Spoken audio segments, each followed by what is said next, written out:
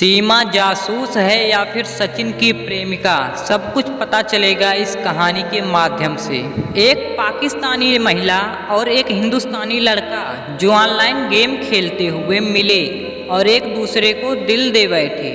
प्यार हुआ, इजहार हुआ और फिर महिला अपना मुल्क छोड़कर दो देशों को पार कर अपने प्रेमी से मिलने पहुंच गई। इस कहानी की शुरुआत साल 2019-20 में होती है, जब दुनिया कोरोना की चपेट में आ रही थी। इसी बीच लोगों का ऑनलाइन रहना अधिक होता था और पबजी गेम अपने पीक पर था। सीमा और सचिन मीणा लॉकडाउन के दौरान पबजी पर गेम खेलते हुए मिले थे।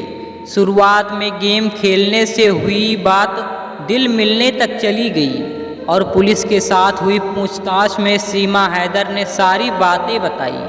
सीमा के मुताबिक पबजी खेलते वक्त ही उनका सचिन मीणा से बातचीत शुरू हुई।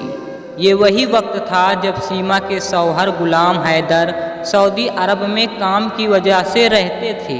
दोनों के बीच अनबन थी और इसी दौरान सीमा सचिन से बातचीत के जरिए करीब आने लगी। गेम से बातचीत पर पहुंची इस कहानी में प्रेम का एंगल आया।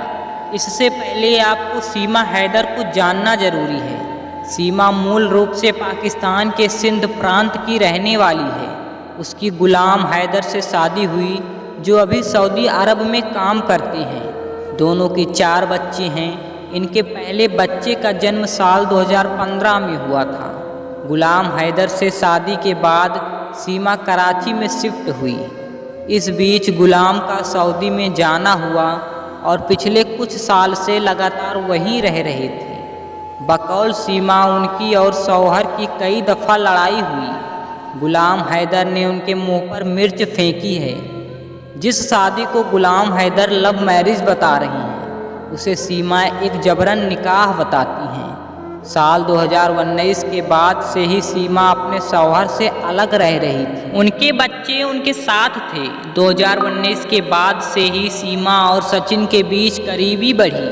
जब सीमा और सचिन की पबजी खेलने के दौरान बातचीत बढ़ी तो उन्होंने व्हाट्सएप और इंस्टाग्राम पर एक दूसरे से बातचीत शुरू की।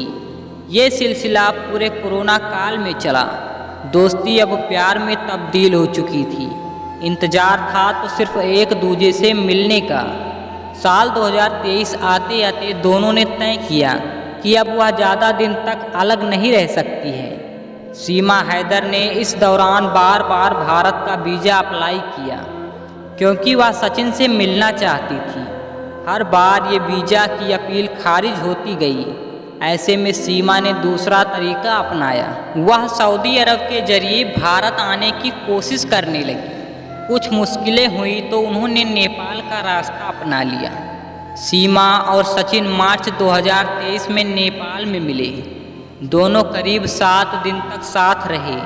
काठमांडू के पशुपतिनाथ मंदिर में दोनों ने शादी कर ली और हमेशा साथ रहने की कसमें खाई। लेकिन कहानी सिर्फ यहाँ खत्म होने वाली नहीं थी, क्योंकि असली चिंता सीमा और उनके 4 बच्चों को सुरक्षित भारत लाने की थी। तब सचिन वहाँ से वापस भारत आ गई और सीमा अपने बच्चों के साथ कुछ वक्त वहीं रुकी।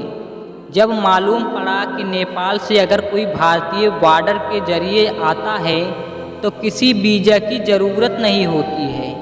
ऐसे में सीमा अपने बच्चों के साथ नेपाल से गोरखपुर और वहां से नोएडा पहुंची। नोएडा में यहाँ सचिन मीणा, जो एक किराना की दुकान पर काम करता था, उसने सीमा और उनके बच्चों को किराए पर एक कमरा दिला दिया। खास बात यह है कि सचिन के परिवार को इसके बारे में पता था, लेकिन बात यहाँ तक पहुँचेगी इसका अंदाज़ा किसी को नहीं था। ऐसे में सचिन ने एक वकील से संपर्क किया। शादी की प्रक्रिया शुरू हुई, तब जाकर खुलासा हुआ कि सीमा एक पाकिस्तानी नागरिक है। वकील के जरिए ही ये बात पुलिस को पता लगी और ये पूरा खुलासा हो पाया। 4 जुलाई को सीमा और सचिन को गिरफ्तार कर लिया गया। सीमा पर बिना जानकारी अवैध रूप से भारत में घुसने का केस दर्ज किया गया। मामला अदालत तक पहुंचा।